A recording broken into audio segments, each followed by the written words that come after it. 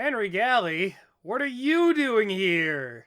Stay on the ground and nobody gets hurt. Welcome to Two Professional Writers, Oh, the God. series that Gus and I, a pair of professional writers, do where we react to interesting or questionable writing advice from around the web. Are you okay? Like, you seem a little like, your eyes are, like, veining out. Like, what's that you're holding? Is that some sort of, It's a knife, Gus. It's a Oh, knife. I couldn't see it in the light. It's a very nice one. It's got, like, it's one of those, like, ceramic ones with, like, the special colors. No, it's great because you can get them through airports. This is a joke. Don't put me on the no-fly list.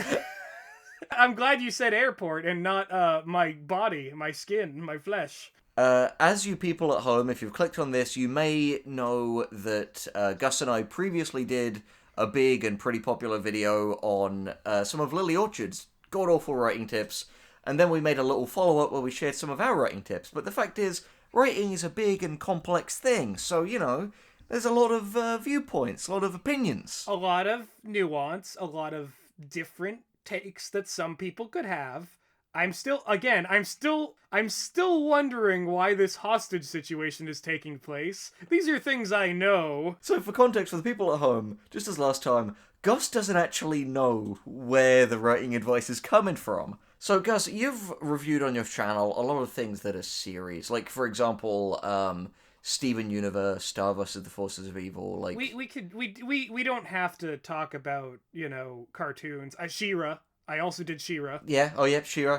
But point is, you know, it's difficult to, sometimes to kind of, tell a story through a multi-part series, you know? Like, it's difficult to sustain interest, wouldn't you agree? I mean, you know, there's difficulties, obstacles in any form of storytelling, I would say. But particularly a multi-part story, right? Sure, yeah. So, Meg sent me this very interesting forum post this morning, and the title of it is How to Hold Reader Interest Through a Multi-Part Vore Story. What?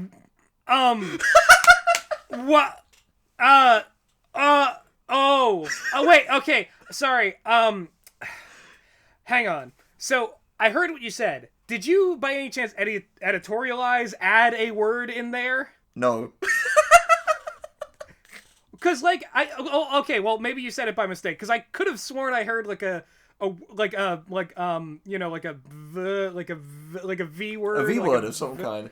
Oh, well, you know what it is, then. Yes. But Vore. that's... So, people at home, you're probably thinking, wait, so how come these guys even know about these kinds of forums? To which I would answer, we are some of the creators behind Less is Morgue. It's necessary to keep tags on some of this stuff. This is not my end of the business. I'm the Saul Goodman. I don't know. I don't get involved in this shady area. Well, I mean, today that changes, my friend, because here's the interesting thing. While, of course, this is geared towards a very specific clientele, not one that you or I would necessarily be interested in receiving the goods from, there is actually some potential insights for discussion here about the very nature of serialized multi-part storytelling. And today, I want to see if we can reach into the dung pile and pull free the nugget of gold. Don't say dung pile. All right, look. let's sink our teeth into the. Let's open our Let's take a big bite. Let's find the best way to consume. No. I will first. I'll provide a dramatic reading of each one, and Gus, we can just sort of, go tit for tat on the writing, much like we did with Lily Orchards. So here is the first post from a person called More Vore. Why not? So, I haven't written anything Vore-related that was an extended series, just a few part. I'm now thinking of writing this idea I came up with years ago that involves, is it Kitsune or Kitsune? You're the weeb here. It is Kitsune. Yeah, make sure Okay. you get that Japanese yokai mythology right when you're talking about In your Vore story. Yeah. Right, so, that involves Kitsune. Problem is, it will probably be over 10 parts long. I know that other writers on her have written many parts of one story, My question is, because this is a Vore website, so that's the main resume, people come here, how do I hold their attention throughout the series until the end? Of course, with any story, the end will have to be the main Vore event, but I assume I should have other instances of Vore with non-important characters in each part, to keep people interested, right? Also, any other advice would be good too. I have advice. I have some advice. Go on. Not to tell you how to do your thing, but you said 10 parts, and it's a story about a kitsune, and fox spirits can have up to 9 tails. There's no way you can't condense it down into 9 parts. To be fair, I'm not sure I've ever started, like, before I went into, like, a lot of the more comedic stuff I did today, I used to do short horror stories. And I don't think I've ever sat down to write a short horror story and thought, well, fuck, this is gonna need 10 parts. I mean, you gotta think about it a little bit. You gotta, like, chew it over, figure out, like, digest the idea a little bit, and then you'll be able to produce something that is a bit more, substantial. You disgust me, Gus Zagarella. This is what today has become. Because of you! Because of you! Okay, so, now, for context, you're probably wondering, people at home, other than, like, just, people of the non-Vore persuasion, I'm sure some must subscribe to this channel. Nope. They're all Warriors. What anime is this? All the Warriors are here. Rosie, for context, people at home, Gus and I used to do a series called Two Punch Men. And it was a companion. I just elbowed my microphone, sir. So it was a companion podcast to One Punch Man season 2, which was shit, for context. And it was bad. And the episode that kind of introduced Pig God's thing, just as a pun, Gus went with the title Vore Online, with Pig God eating eyesight in the image. And it was one of the most illuminating decisions I've ever made on this platform, because that podcast was back when this was a very, very small channel, like under 1,000 subs, and the videos had been getting around like a couple hundred views. That one took off. Like, almost the day it was posted, 1,000 views, and it kept climbing, and then suddenly the dislikes began to, grow too, and the implication being that people came to a video titled Vore Art Online, expecting that this was Vore Art Online. Yeah, they felt cheated, they felt clickbaited. What anime is this? Okay. Back to work. Now, for the people at home, the reason I think this can be useful is, when I'm reading this, in your mind, substitute the word Vore for action. Like, think, scenes of high drama, scenes of high tension, the real, the keynote scenes, the set pieces. Oh, I see. We're kind of reverse engineering general writing advice out of the most specific thing you've ever seen. We can squeeze some positive juice out of one page of Vore cumberings. Anything you say sounds gross now. Any metaphor, anything, it's awful. Beautiful. This is the first response to the original question.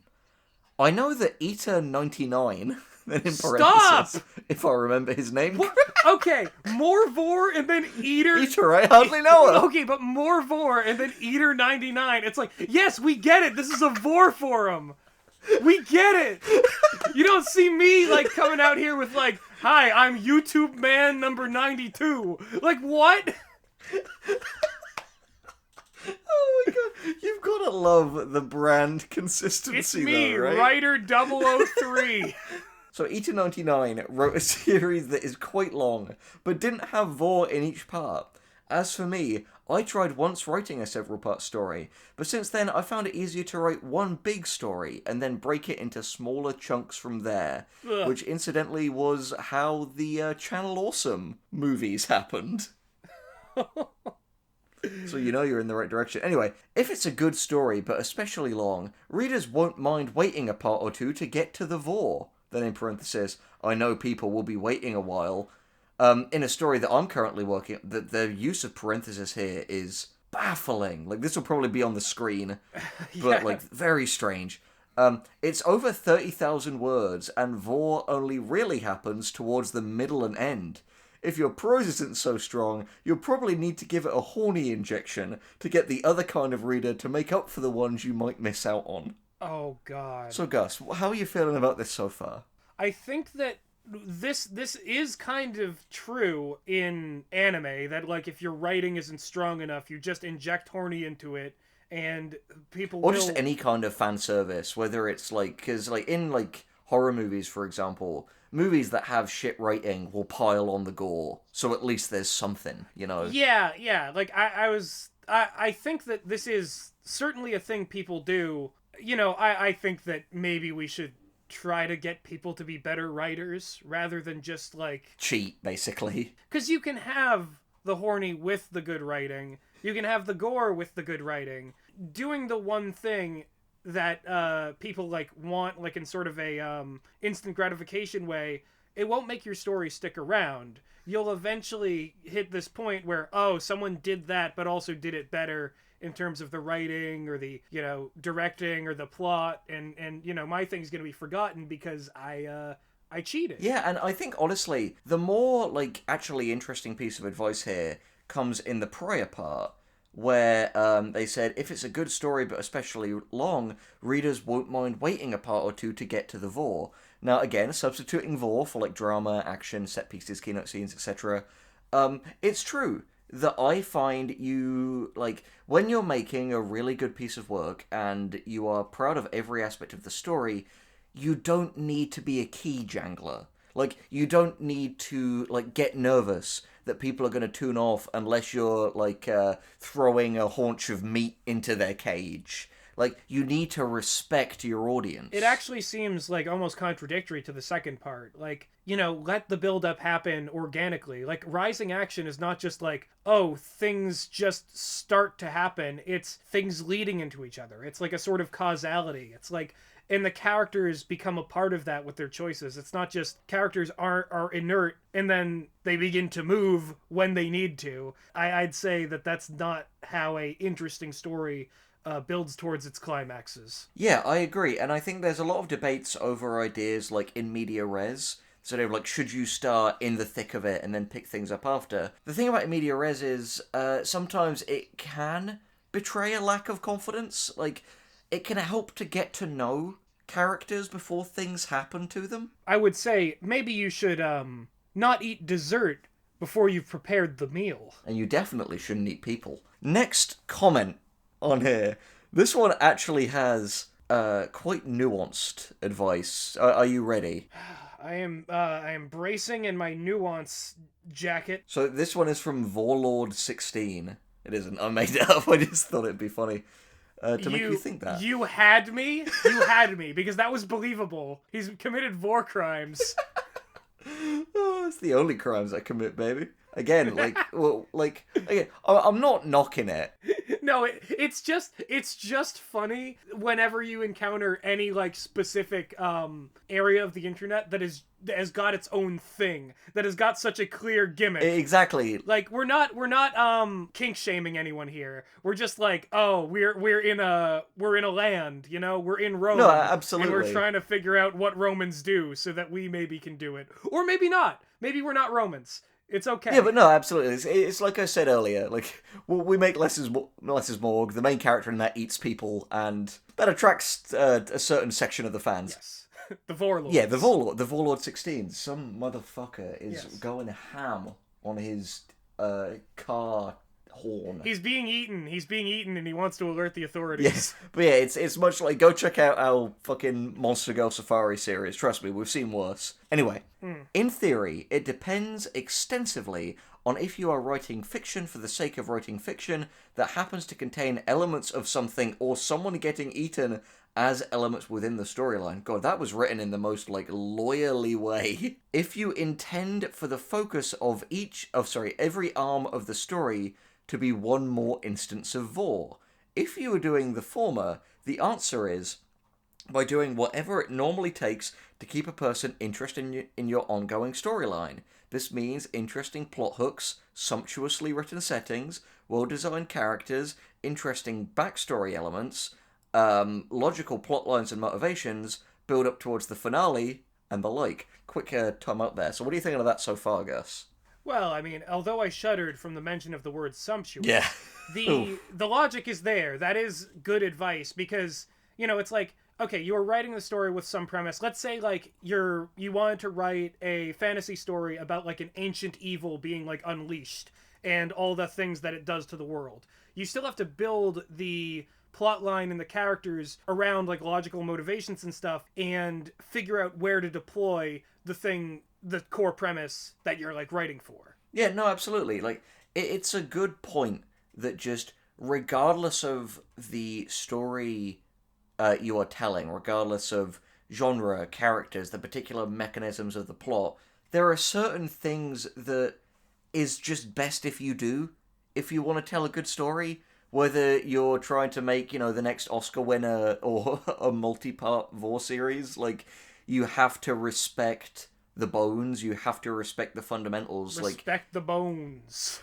yeah, like the one exception is like truly abstract storytelling that's just like essentially kind of strange, surrealistic, like music video type stuff. But otherwise, like you got to put work into your characters and your like narrative and your plot line and keep people invested. This actually makes me recall sort of like Neon Genesis Evangelion, which is like one of the most celebrated anime series of all time. That has battles between these weird giant creatures like robots and monsters, kind of like the core of the series is to see these fucked up things fight each other. But it's all backed up by this backbone of like characters with like real psychological issues who bounce off of each other in interesting ways, and like everyone's motivations are clear and drive the story forward. Yeah, no, absolutely. Absolutely. I completely agree, and I think that's good advice. What's coming next you may find a little bit more objectionable. All right, hit me. If you are doing the latter, the answer is generally vary the details of the Vore scene a little each time. One time it's a guy, one time it's a girl, one time it's head first, another feet first, maybe one's cock, maybe another's tail. It might not be so crude as to vary the base types of Vore, but if you're planning for something to get done at every time, then change the thing that we're all coming here to see each session. I've got to admit, while I said that's going to be objectionable, and while on a surface level, if like going through our rule of like substitute Vore for all these other like more common narrative things, that's actually really good advice. Yeah, I was gonna say, I don't find anything about that objectionable. That seems like, yeah, if you're writing an action movie, make sure each of the action scenes in it have some sort of variety. As sort of a Dire Gentleman deep cut, back when I was first doing like my first reviews of movies, I was kind of really harsh on an action comedy called Bangkok Adrenaline. But looking back on it, every action scene in that movie has like something slightly different going for it. Like one of them is like two guys like facing off against like a bunch of people at once. Another is like a fight against like a particular martial artist. There's like a train action scene. There's like action scenes that are like gunfights. Like it's got a lot of variety, and that's kind of like what carries the movie. But when I was doing the whole Channel Awesome bit back then, it's wrong to appreciate things for what they're doing and the unique identity they have. You just have to be like, well, this isn't up to par with nothing, because there's no standards when you're doing something like that. Yeah, and it's not just action. If it's romance, you want to like vary up the scenes and the elements of like courtship as the intimacy increases. If it's comedy, no one likes the jokes to get stale. Like vary it up, keep going. If it's horror, like the same scare won't get someone twice. Like it's all about like being a master mixer. Yeah, variety. No one wants to see the same scene twice. Exactly, and that goes especially for people writing Vore. Next passage in this person's thing. Really though, yes, this is a Vore site. But that does not mean every last piece of fiction is going to be X eats Y. We do vary up the details to some extent between sessions and write-ups. Some of us are writing much more lengthy story arcs, where someone eventually gets eaten. It's not going to be policed, and your audience will react in accordance with the kind of writing that you intend to do so. So the question is, what do you want to write? Again, more very good advice. Yeah, this is surprising because like it almost feels like based on like the kind of nuanced approach that this person is taking, that like less is more would fit right in a weird way with some of the writings on this website, because yeah, people occasionally get eaten. Well, I mean, but no, I mean, like, okay, let's wall back a tiny bit here. I have a feeling that a lot of the writings on this website are not quite up to the standards of this one person. well, okay, but that's true of like everywhere. That's true of like every forum, Yeah, everything. no, it's true. It's true. It's always a mixed bag. No, yeah, well, yeah, of course. And the other thing too is that like if there's enough Vore people, why wouldn't there be some that are crappy writers and some that are good writers? You know? Yeah, no, you're right. That's just the reality of demographics. But the fact is, this person here, Doku, is spitting straight facts. I thought you said their name was Vorelord16. No, that's my username. Oh god. Don't scroll down, because then you'll see Munchking96 and that's me. Yeah, Jesus. Yeah, and it's just the Moe like avatar and everything.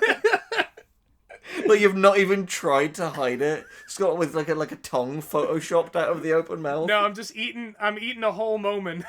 Yeah, Jesus Christ.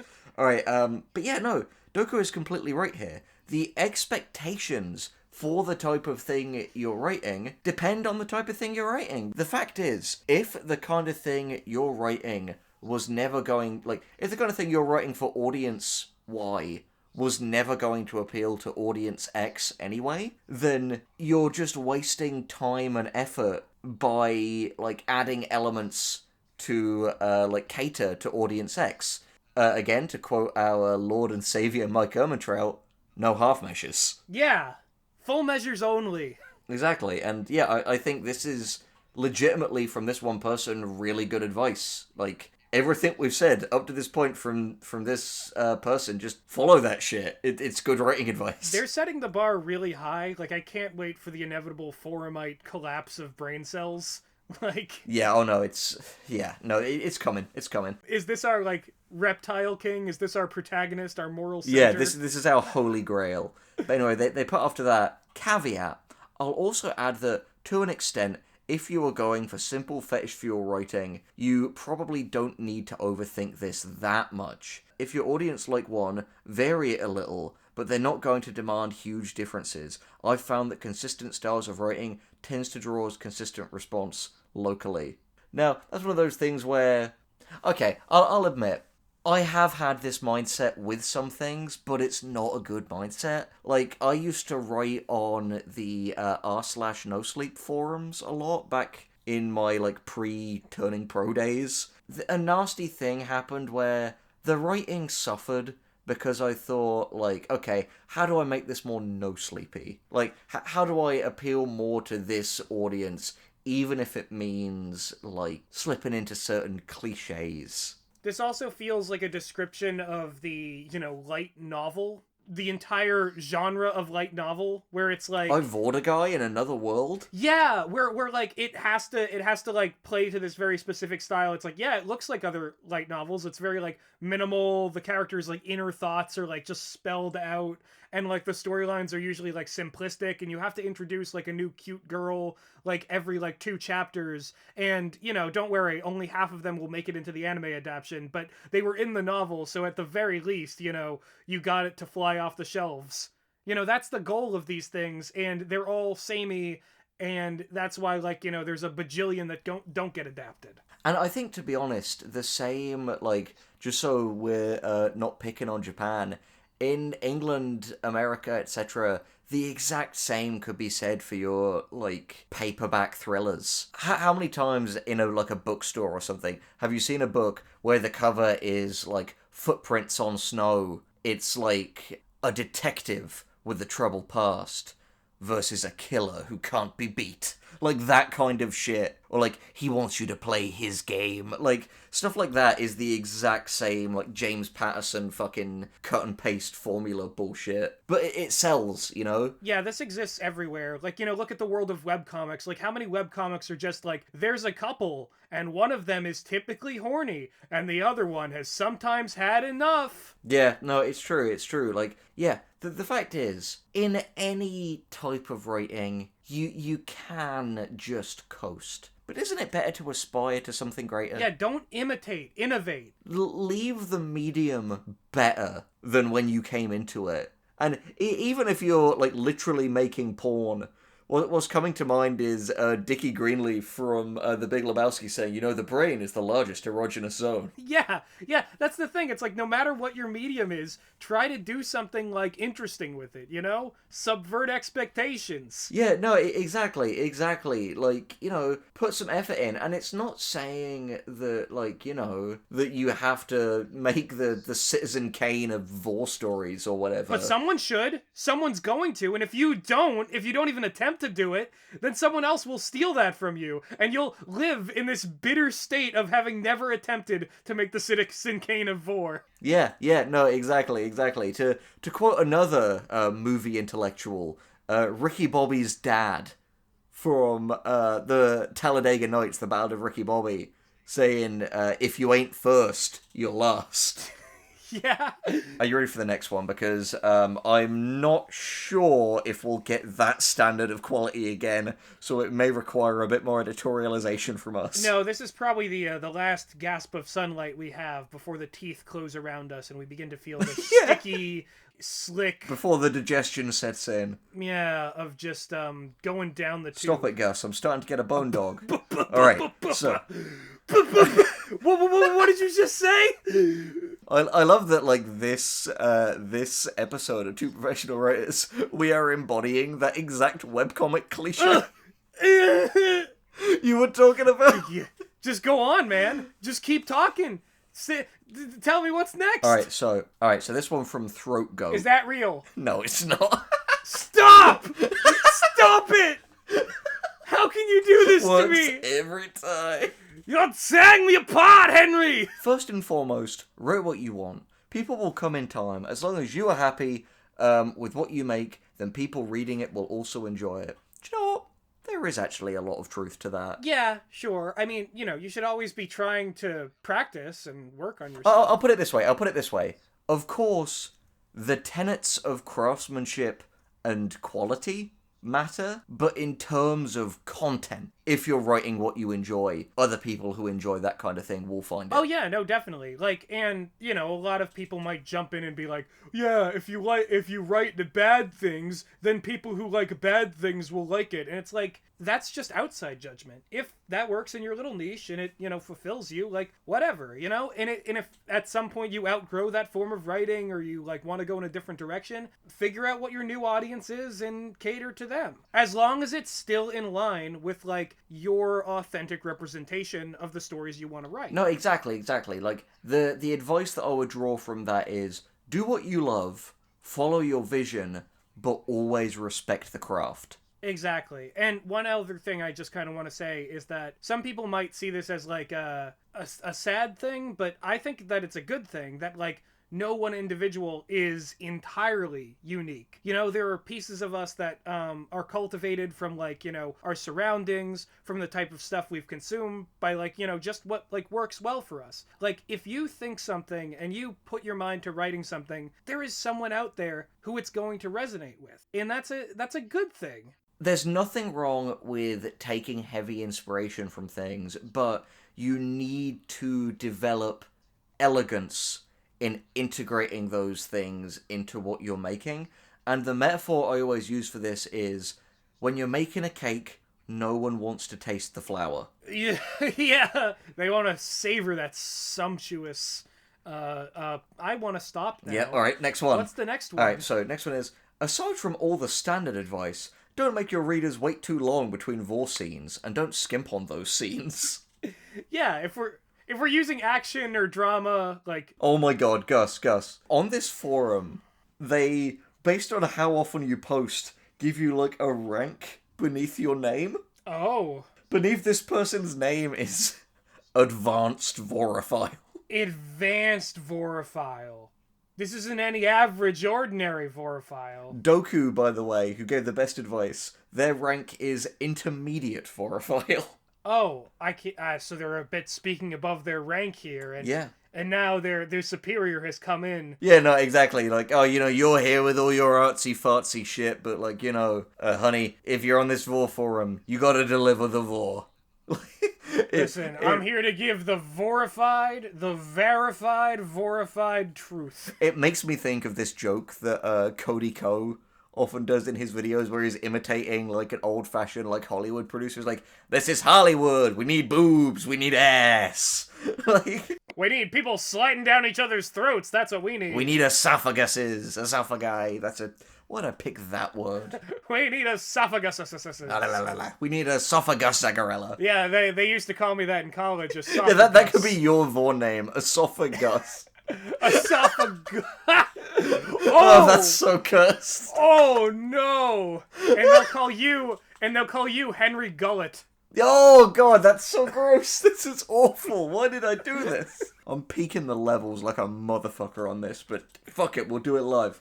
Alright, so the next one actually links a video from a really good writing channel called Savage Writing, but like, poor guy has no idea. It's that kind of video. I'm glad that it's Yeah. that kind of video and not another. Yeah, kind make of it like video. this. Here's my favorite Vore film, or whatever. Yeah, as long as you do it like this. I would recommend watching this and then considering applying the ideas to every scene, every part of your story, and then the story as a whole. This vid had a big impact on my writing, and it's about dialogue drive in early Game of Thrones. Oh, okay, yeah. No, again, it is super valuable for anything to like try and take your lessons from it, because good writers are good readers, good watchers, good listeners. Like, good writers have an eye, you know? And part of that is you need to learn from the things you consume. Yes, look at all of the early material in Game of Thrones. Yeah, no, exactly. Just do it exactly like Game of Thrones. No. Game of Throats. Fuck's sake. Game of Throats. Oh god, the pun game. Alright, we're almost done. Last two comments, but they're beefy boys. Are you ready? This guy is called Magician XV. What's that in Roman numerals again? 15, Meg said. 15. So I assume he ate the first 14 magicians. He made them disappear. That's such a funny idea of like, watch as I make the rabbit disappear. The kid's been like, wow, it's gone. Just my magical powers at work. Yeah. It's like obviously got like ears sticking out as well. I just want to see the man eat the rabbit and then spit out a dove. That's oh my god. That's something we do with Riley. Like, that's a fucking less is more gag. Like that time Riley was a magician. That time Riley like entertained at a kid's birthday party. Yeah, and was banned from whatever location they did that. Ugh. Anyway, so Magician 15, he says, write what you want to write and try not to get discouraged when people don't comment. Good for a start. Also, I love that this guy's...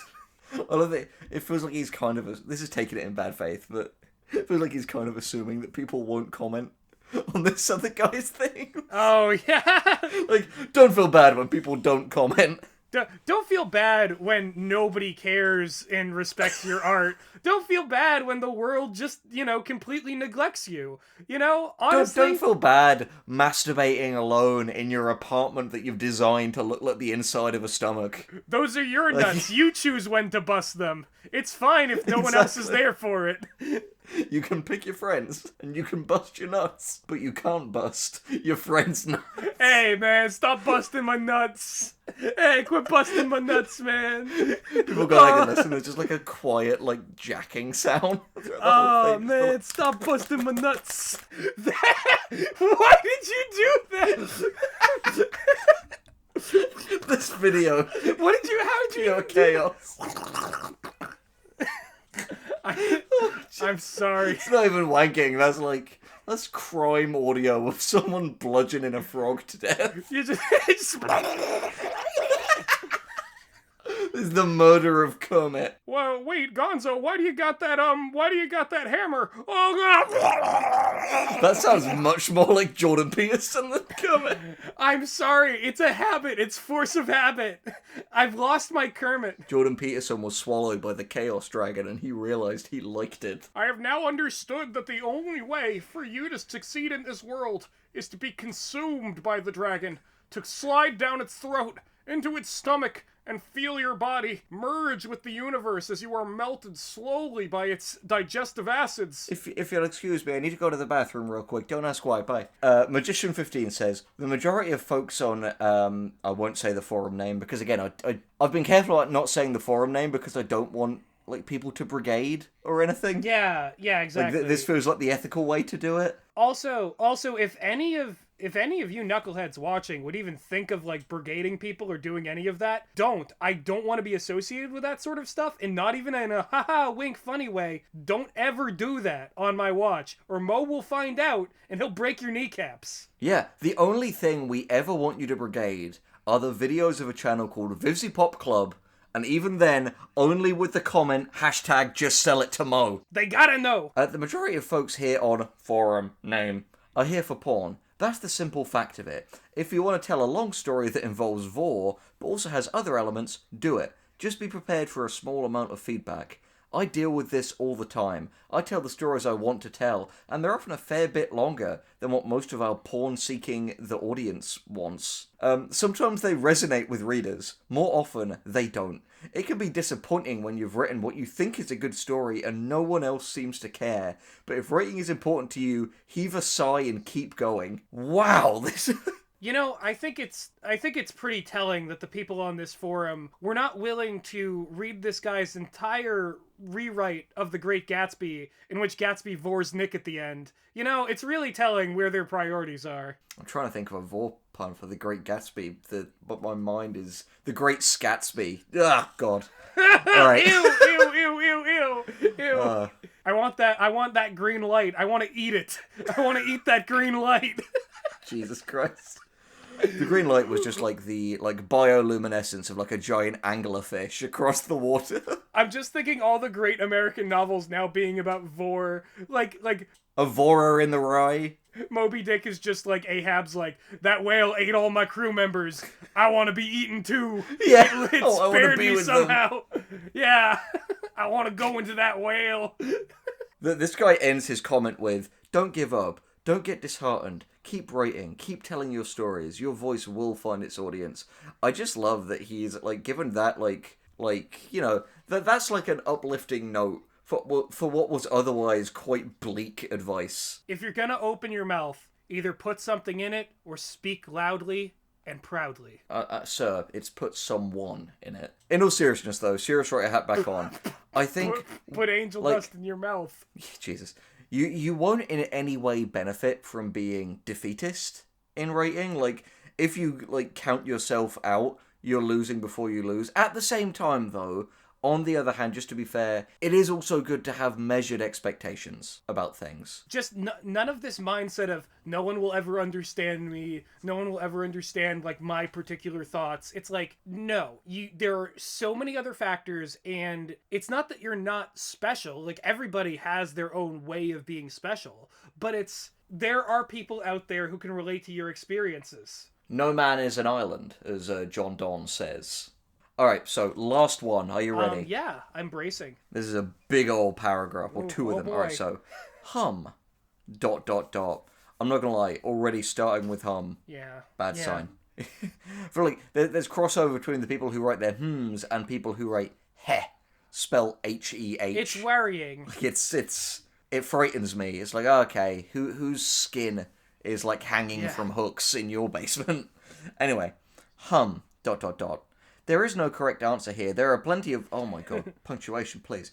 There are plenty of ways, as previous comments have pointed out, but it also depends on if Vore's central element of the story, or if it's background element. If it's the former, then I would suggest it's probably not best of an idea. Oh god. I'm getting Hellraiser flashbacks. To drag it out too long, for it happen as readers who are pimiary looking for Vore sequences, quote unquote, will lose interest. ...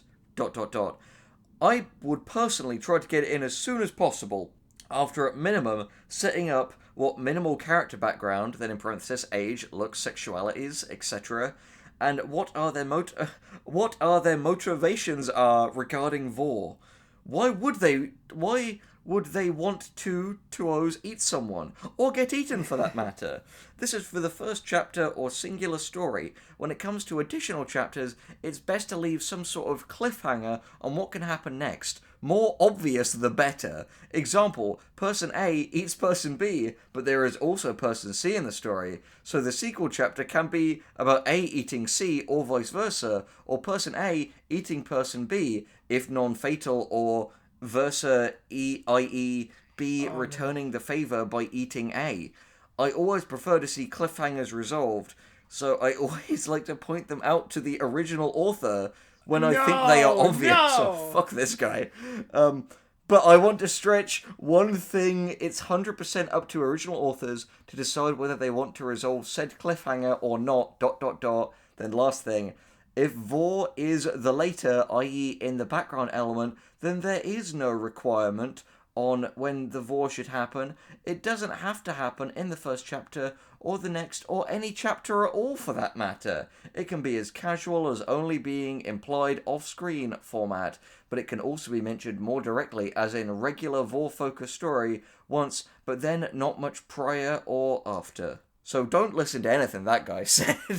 That was nonsense. Yeah. I mean, I think what he was trying to say with the whole, like, there being, like, extra characters, it's like, what are, like, if we replace that with, like, fight, it's like, what would character C, for example, be doing in the story if they're not then going to get involved in some way? Yeah, but I think even then, like, the fact is, like, this is so poor in both construction and, like, merits of ideas that, like, it's really difficult to even use it for our, like, metaphorical generalized advice. Oh, yeah, totally. Because, like, the thing is, This is, like, peak, almost, like, cumbrain writing. We've seen it on the Monster Go wiki all the time. I almost feel like I'm, like, trying to read meaning into this that doesn't necessarily exist, because it's not a coherent thing in and of itself.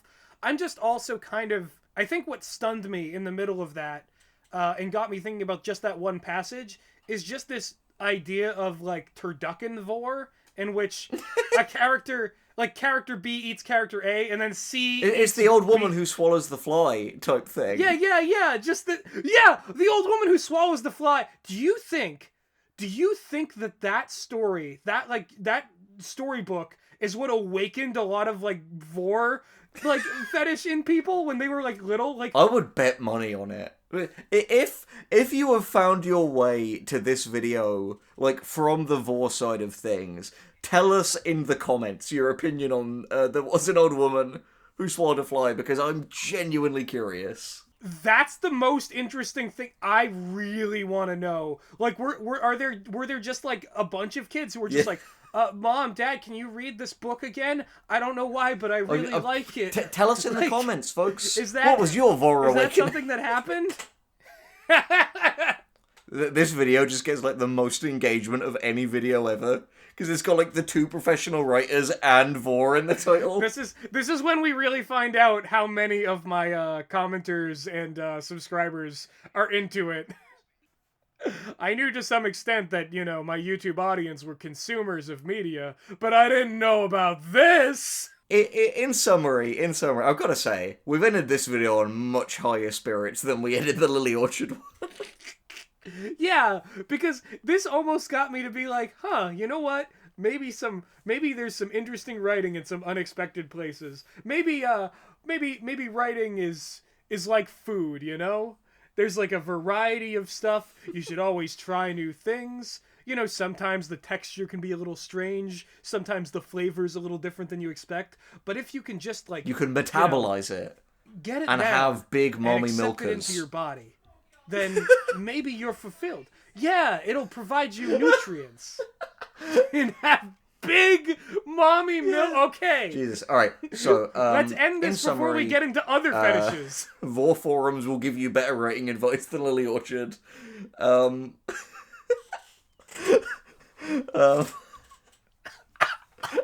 you can take that to the bank. Sorry, I just made a noise like a door creaking open. I've been Henry, and that's been Gus. And if you think we're funny, you should sub to this channel and also go check out our audio drama sitcom, Less is Morgue. And if you found this because you're into Vore, you should also go check out our audio drama sitcom, Less is Morgue.